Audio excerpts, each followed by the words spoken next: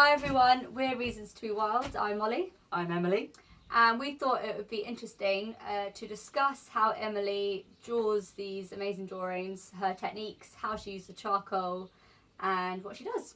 So, Emily Cruikshank, how do you go about starting? So what I do is I cover the entire paper with a really thin layer of charcoal straight from the stick. And it's even, so here it's lighter. You wouldn't do lighter bit there, you would just do No.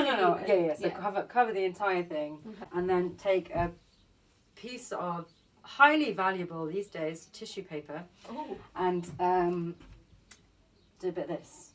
Rub it all in, basically. Rub it all in so that it goes from the kind of the pure charcoal mark like this and up here to this much softer grey here.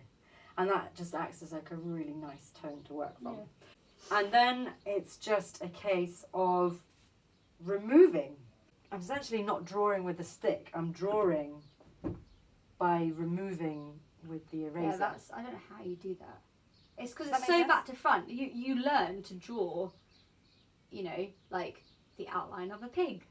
I've never drawn a pig before, but I'm just saying, when you learn to draw. Yeah, with lines. So I'm not drawing lines. I guess this comes down purely to tone. You've made an owl by rubbing charcoal out. How come they've all got different sizes? Oh, because this is what I start with.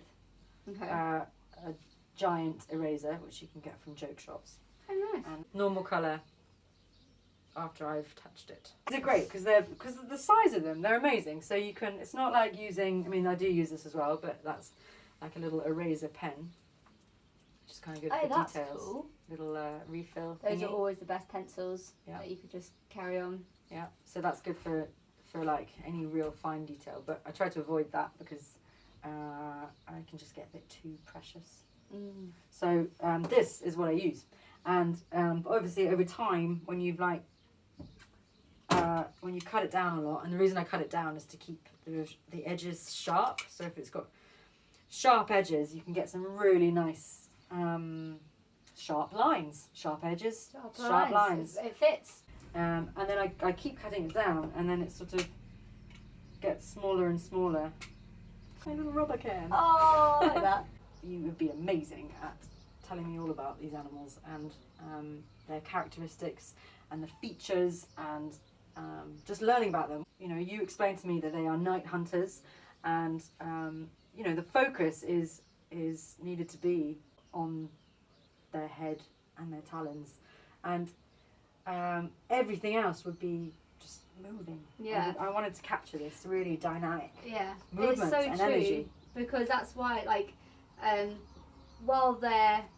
if you watch an owl, go onto their prey, their eyes and their talons are fixed, so they will be almost stationary, whereas the wings will still be flying.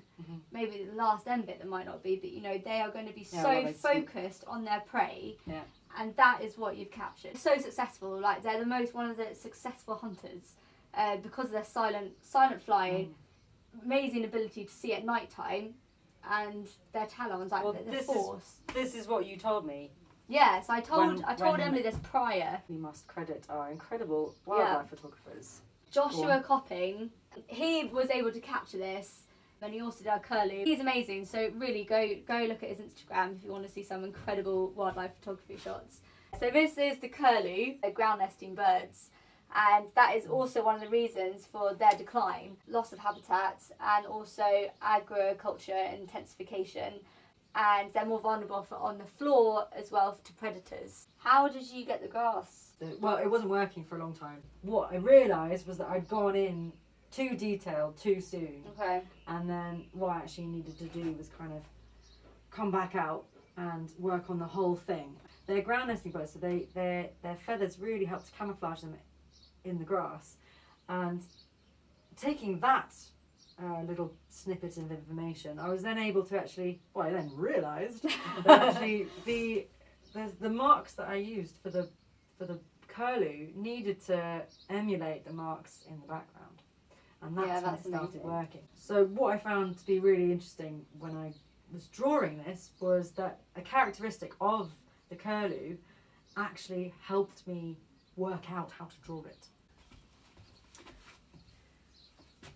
Oh no, I know So- what she's going to do. Thanks for listening, everybody. I hope it's been interesting to hear how Emily draws the curlew and the tawny owl. Yep. Yeah. But you didn't do What am I it. going to do next? Got a swan. You don't tell them that. Oh. I feel like holding this. Holding that. It's like a little security thing. It's like a Like mascot. I was doing that earlier. I used to do that with an apple. Did I had to put a face on it. you? Maybe I should say just now that Molly doesn't actually normally look like this. I may have... A little bit nicer. Sorry.